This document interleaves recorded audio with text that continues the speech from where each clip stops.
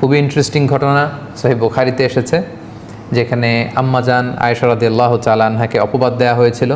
এবং আমরা বলেছি যে এ সূরাতুন নূরের 11 থেকে 26 আয়াত পর্যন্ত এই দীর্ঘ 15টি আয়াতে আম্মাজান আয়েশা রাদিয়াল্লাহু তাআলা আনহার ব্যাপারে যে ফলস রুমার্স ছড়ানো হয়েছে, স্বয়ং আল্লাহ তাআলা আকাশ থেকে কোরআনের আয়াত নাজিল করে আম্মাজান আয়েশা যে পবিত্রা ছিলেন সেটার প্রমাণ করেছেন। সুবহানাল্লাহ বিহামদি। এবং আম্মাজান আয়েশা রাদিয়াল্লাহু তাআলা আনহা আজীবন শুকরিয়া করতেন যে আল্লাহ তাআলা আমার পবিত্রতা নিজে বর্ণনা করেছেন। এবং তিনি গর্ববোধ করতেন, খুব ভালো ফিল করতেন যে কিয়ামত পর্যন্ত আমার প্রসঙ্গে নাজিল করা আয়াতগুলো এই মুসলিম উম্মাহ তারাবিতে তেলাওয়াত করবে, জামাতের নামাজে তেলাওয়াত করবে, হাফেজ সাহেবরা মুখস্থ করবে, আজীবন ওনার স্মরণ বেঁচে থাকবে। আল্লাহু আকবার। কি ঘটেছিল সেই ইফকের ঘটনায়? আমরা এই 15টি আয়াতের ব্যাখ্যা যাওয়ার আগে আমরা আগে ঘটনাটি শুনে নিই।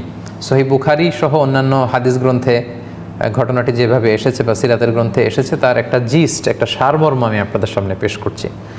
আমরা আপনাদেরকে বলেছি শুরুতে যে 5ম হিজরিতে গজওয়াতুল মুরাইসি বা বনুল মুস্তালিকের যে যুদ্ধ, এই যুদ্ধের পরে এই আয়াতটা নাজিল হয়েছে। এই যুদ্ধে সর্বপ্রথম আব্দুল্লাহ ইবনে উবাই ইবনে সালুল, মানে মদিনার যে মুনাফিক সর্দার, সে দলবল নিয়ে অংশগ্রহণ করেছিল। এর আগের কোনো যুদ্ধে অংশগ্রহণ করেনি। এবং আপনারা জানেন যে উহুদের যুদ্ধে 300 জন সৈন্য নিয়ে এই মুনাফিক নেতা আব্দুল্লাহ ইবনে উবাই ইবনে সালুল সে পলায়ন করেছিল, সে চলে এসেছিল। কিন্তু এই বনুল মুস্তালিকের যুদ্ধে সে কেন অংশগ্রহণ করলো? এর কারণ হচ্ছে এই যুদ্ধের যে অভিযান খুব কাছাকাছি। কারণ বনুল মুস্তালিক তারা জেদ্দার পাশে মুরাইসি নামে একটা ঝর্ণা ছিল, সেই জেদ্দা এবং রাগেবের পাশে, এই ঝর্ণার আশেপাশে মরুভূমির পাশে অবস্থান করা জনগোষ্ঠীর নামই হচ্ছে মূলত বনুল মুস্তালিক।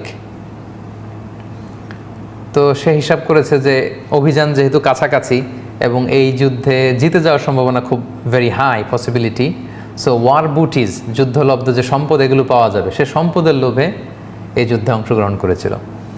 যুদ্ধ থেকে ফেরার পথে এক জায়গায় পানি সংগ্রহ করার জন্য রাসূল সাল্লাল্লাহু আলাইহি ওয়াসাল্লাম সাহাবীদেরকে আদেশ করলেন। এই পানি সংগ্রহ করতে যেয়ে আনসার এবং মুহাজির সাহাবীদের মধ্যে বাকবিতণ্ডা থেকে ঝগড়ার পর্যায়ে চলে গেল। তখনই মুনাফিক সর্দার সে বলল, হে আনসাররা, মানে মদিনার আদিবাসীরা, তোমরা এই মুহাজির সাহাবীদেরকে জায়গা দিয়েছো, নিজের বাড়ি দিয়েছো, ঘর দিয়েছো, একাধিক স্ত্রী ছিল, স্ত্রী তালাক দিয়ে তাদেরকে বউ দিয়েছো, আজকে তারা তোমাদের ঘাড়ে চেপে বসেছে। আমরা এবার মদিনাতে গেলে এটার একটা এসপার ওসপার হবে, এদেরকে ঘাড় ধাক্কা দিয়ে আমরা মদিনা থেকে বের করে দিব। সে এরকম স্পর্ধা দেখালো। এই কথা যখন রাসূল সাল্লাল্লাহু আলাইহি ওয়াসাল্লাম শুনলেন, তিনি খুব কষ্ট পেলেন এবং একটা ঝগড়া বিবাদের পর্যায়ে চলে গেল আনসার এবং মুহাজির সাহাবী। তখন রাসূল সাল্লাল্লাহু আলাইহি ওয়াসাল্লাম ভাবলেন যে আমি যদি সফরের মাঝখানে কাফেলাতে প্রায় ব্রেক দেই, তখন লোকজন বিশ্রামের সুযোগ পাবে আর এটা নিয়ে আরও ঝগড়া বাড়াবে। রাসূল সাল্লাল্লাহু আলাইহি ওয়াসাল্লাম বললেন, না, থামাথামি নেই, লেটস মুভ টু মদিনা, চলো মদিনায় যেতে থাকি। মদিনায় পৌঁছার কিছু আগে রাসূল সাল্লাল্লাহু আলাইহি ওয়াসাল্লাম একটা শর্ট ব্রেক দিলেন। সম্মানিত শুধু এই ঘটনাটি খুব মনোযোগ দিয়ে আপনাদেরকে শুনতে হবে, তাহলে আপনারা এই 15 আয়াতের, যেটা আমি একটু পরে শুরু করব, এটা আপনারা কানেক্ট করতে পারবেন, মিলাতে পারবেন। রাসূল সাল্লাল্লাহু আলাইহি ওয়াসাল্লাম একটা শর্ট ব্রেক দিলেন, তারপর আবার কাফেলা ছোটালেন। সাধারণত রাসূল সাল্লাল্লাহু আলাইহি ওয়াসাল্লাম সফরে এত শর্ট ব্রেক দেন না, আরও সময় দেন বিশ্রামের, ঘুমানোর। কিন্তু রাসূল সাল্লাল্লাহু আলাইহি ওয়াসাল্লাম খুব শর্ট ব্রেক দিয়ে, যাতে লোকজন ওই যে ঝগড়া হয়েছিল আনসার মুহাজিরদের মাঝে, এটা যাতে আর বাড়তে না পারে, তিনি বললেন চলো মদিনায় ছুটি। আম্মাজান আয়েশা রাদিয়াল্লাহু তাআলা আনহা বর্ণনা করেন, বনুল মুস্তালিকের এই অভিযানে আমি রাসূল সাল্লাল্লাহু আলাইহি ওয়াসাল্লামের স্ত্রীদের মধ্য থেকে ছিলাম। এবং রাসূল সাল্লাল্লাহু আলাইহি ওয়াসাল্লামের অভ্যাস ছিল, তিনি কোনো সফরে বা অভিযানে গেলে তিনি লটারি করতেন। লটারিতে যে স্ত্রীর নাম আসতো তাকে নিয়ে তিনি আউটিংয়ে যেতেন।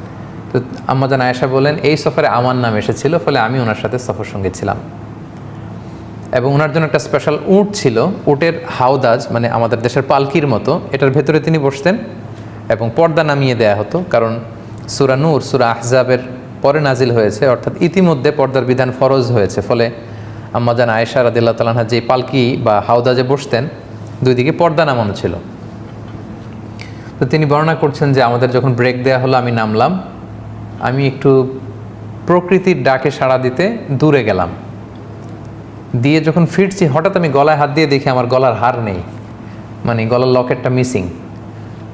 তো আমি আমার গলার হার খুঁজতে খুঁজতে আবার যেখানে গিয়েছিলাম প্রাকৃতিক ডাকে সাড়া দিতে ওখানে গেলাম।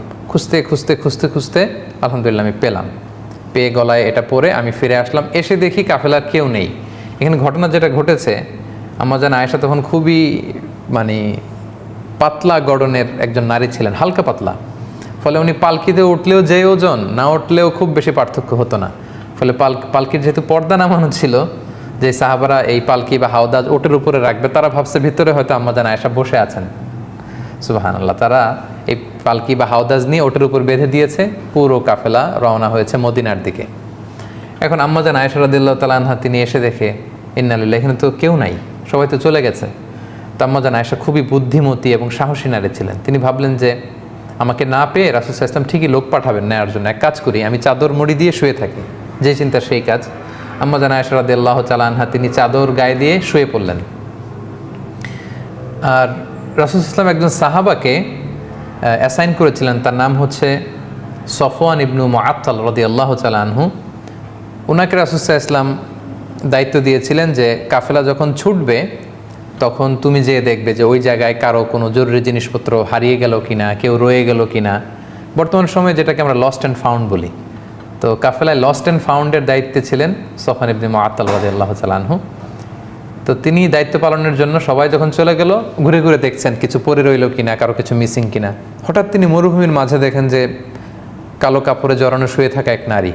কাছে আসলেন, ফজরের সময় হয়ে গিয়েছে। আম্মা জান আয়েশা তিনি ওঠার পরেই আম্মা জান আয়েশা রাদিয়াল্লাহু তাআলা আনহার চেহারা দেখে চিনে ফেললেন।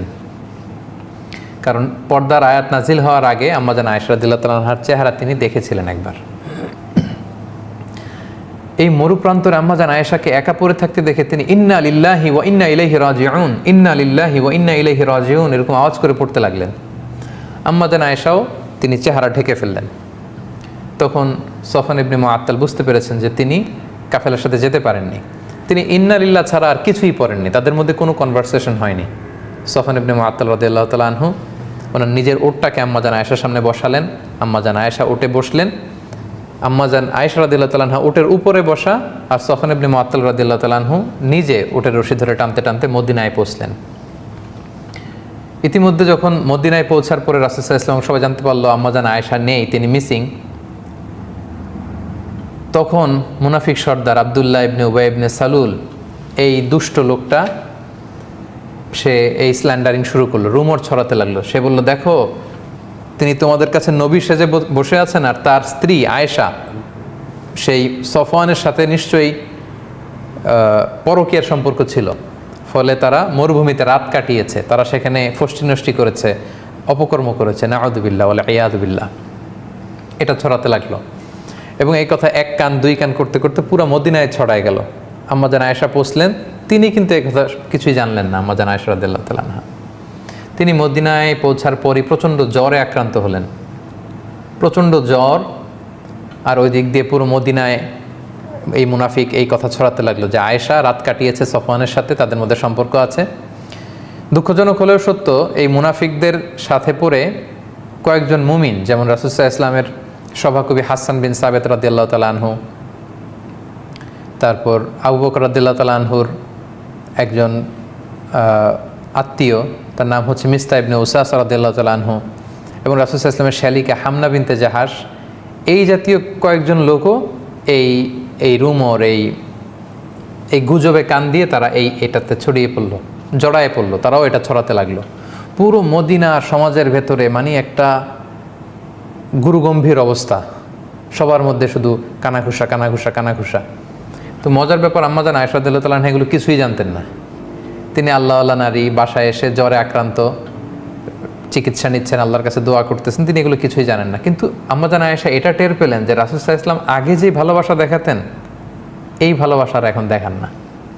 শুধু ঘরে আসলে সালাম দেন, কেমন আছো জিজ্ঞেস করেন, এতটুকুই। তিনি একদিন বললেন, ইয়া রাসূলুল্লাহ, আমি অসুস্থ, আমি আমার বাপের বাড়িতে যাব। রাসূল বললেন, যাও। তিনি গেলেন, তখনও জানেন না। বাপের বাড়িতে একদিন নারীদের সাথে করে তিনি মরুভূমিতে প্রাকৃতিক ডাকে সাড়া দিতে যাবেন। তখন একজন তাকে বলল যে আয়েশা, তোমার নামে তো মদিনার সোসাইটিতে এই কথা ছড়াচ্ছে। ওই প্রথম আম্মা জান আয়েশা রাদিয়াল্লাহু তাআলা আনহা শুনে তিনি আকাশ থেকে যেন পড়লেন। তিনি যতটুকু অসুস্থ ছিলেন এটা শুনে মানসিকভাবে আরও অসুস্থ হয়ে পড়লেন। তিনি বলেন যে কাঁদতে কাঁদতে যেন আমার চোখের পানি শেষ হয়ে গেল, যে আমাকে নিয়ে সমাজে এত বাজে কথা হচ্ছে। ঘরে ফিরে আসলেন, আর রাসূল সাল্লাল্লাহু আলাইহি ওয়াসাল্লাম খুব বিব্রতকর পরিস্থিতিতে পড়লেন, কারণ ওনার স্ত্রী, উনি একজন নবীর স্ত্রীর ব্যাপারে, আমাদের আম্মা জান আয়েশা রাদিয়াল্লাহু তাআলা আনহার ব্যাপারে এমন কথা ছড়াচ্ছে, আর আল্লাহ তাআলাও কিছু জানাচ্ছেন না। রাসূল সাল্লাল্লাহু আলাইহি ওয়াসাল্লাম জনে জন জিজ্ঞেস করলেন যে আলী, তুমি কি মনে করো, আয়েশা কি এটা করবে? আলী রাদিয়াল্লাহু বলেন, আমি তো ওনাকে ভালোই জানি, তবে এত চিন্তিত হওয়ার কারণ নেই রাসূলুল্লাহ, প্রয়োজনে আপনি আরেকটা বিয়ে করবেন। আয়েশা রাদিয়াল্লাহু তাআলা আনহার দাসীকে জিজ্ঞেস করলেন, তুমি আয়েশাকে কেমন দেখেছো, সে কি এই কাজ করবে? সে বলল, আয়েশাকে তো আমি ভালো ছাড়া কোনো খারাপ জিনিস দেখিনি রাসূলুল্লাহ তার মধ্যে, তবে মাঝে মাঝে আটার খামির বানাতে দিলে দেখতাম যে আয়েশা ঘুমিয়ে পড়েছে, বিড়াল এসে খামির খেয়ে ফেলেছে, এতটুকু দোষই আমি পাই, এর চেয়ে কোনো দোষ তো পাই না। তো রাসূল সাল্লাল্লাহু আলাইহি ওয়াসাল্লাম আয়েশা রাদিয়াল্লাহু তাআলা আনহার ব্যাপারে কোনো বাজে নেগেটিভ রিভিউ তিনি পেলেন না। রাসূল সাল্লাল্লাহু আলাইহি ওয়াসাল্লাম যখন দেখলেন যে 1 মাস হয়ে গেল মদিনাতে কানাঘুষা, কোনো আয়াত নাজিল হচ্ছে না, আর আব্দুল্লাহ ইবনে উবাই ইবনে সালুল একটা সুযোগও পেয়ে গিয়েছে, তিনি আবু বকর রাদিয়াল্লাহু তাআলা আনহুর ঘরে গেলেন এবং যে আয়েশাকে ডেকে বললেন, আয়েশা, তুমি যদি সত্যিই কোনো পাপ করে থাকো আল্লাহর কাছে ক্ষমা চাও, আল্লাহ তো ক্ষমাশীল। আম্মা জান আয়েশা এই কথা শুনে আরও কষ্ট পেলেন। তিনি রাসূল সাল্লাল্লাহু আলাইহি ওয়াসাল্লামের প্রশ্নের উত্তর দিলেন না, বললেন, বাবা আপনি উত্তর দিন আমার পক্ষ থেকে। মাকে বললেন যে মা আপনি বলেন। তারা বললো যে আমরা কি বলবো রাসূল সাল্লাল্লাহু আলাইহি ওয়াসাল্লামকে? তখন আম্মা জান আয়েশা বলেন যে আমি যে পুত পবিত্রা নারী, আমি যে কোনো পাপ কাজ করিনি, এটা পৃথিবীর কেউ না জানলেও আমার আল্লাহ জানে, আল্লাহ তাআলা নিশ্চয়ই আমার পবিত্রতা ঘোষণা করবেন। কিছুক্ষণ পর রাসূল সাল্লাল্লাহু আলাইহি ওয়াসাল্লাম একটু গম্ভীর হয়ে বসেছিলেন, হঠাৎ তিনি চোখ খুলে খুব খোশ মেজাজ নিয়ে বলতে লাগলেন, আয়েশা আল্লাহ শুকরিয়া করো, আল্লাহ তাআলা তোমার পবিত্রতা বর্ণনা করে আয়াত নাজিল করেছেন। তখন আয়েশা রাদিয়াল্লাহু তাআলা আনহার মা বললেন, আয়েশা তুমি বিশ্বনবীর কাছে যাও, থ্যাঙ্কস জানাও, শুকরিয়া করো, কারণ আল্লাহ তাআলা তোমার পবিত্রতা বর্ণনা করেছেন, তুমি যে নিষ্পাপ এটা আল্লাহ কোরআনের আয়াত দিয়ে জানিয়ে দিয়েছেন। আম্মা জান আয়েশা বললেন, আমি রাসূল সাল্লাল্লাহু আলাইহি ওয়াসাল্লামের প্রশংসা কেন করব? তিনি তো আমাকে বিশ্বাস করেননি, বা তিনি তো আমার পবিত্রতা ঘোষণা করেননি। আমার পবিত্রতা যিনি ঘোষণা করেছেন যে সত্তা মহান আল্লাহ রাব্বুল ইজ্জা, আমি তার প্রশংসা করছি। আল্লাহু আকবার। রাসূল সাল্লাল্লাহু আলাইহি ওয়াসাল্লাম তখন এই আয়াত মসজিদে নববীতে গিয়ে সবাইকে জানিয়ে দিলেন এবং বললেন, যারা এই পাপ কাজের সাথে জড়িত তাদেরকে আশীর্বাদ দাও, কারণ আমার আয়েশা পবিত্রা, নিষ্কলুষ, তার চরিত্রে কোনো কালিমা লেপন করার সুযোগ নেই। আল্লাহ তাআলা আরশের উপর থেকে আয়াত নাজিল করে আম্মাজান আয়েশা রাদিয়াল্লাহু তাআলা আনহার পবিত্রতা ঘোষণা করেছেন। তো যেহেতু যারা জড়িয়ে পড়েছিল তাদেরকে আশীর্বাদ দেওয়া হলো।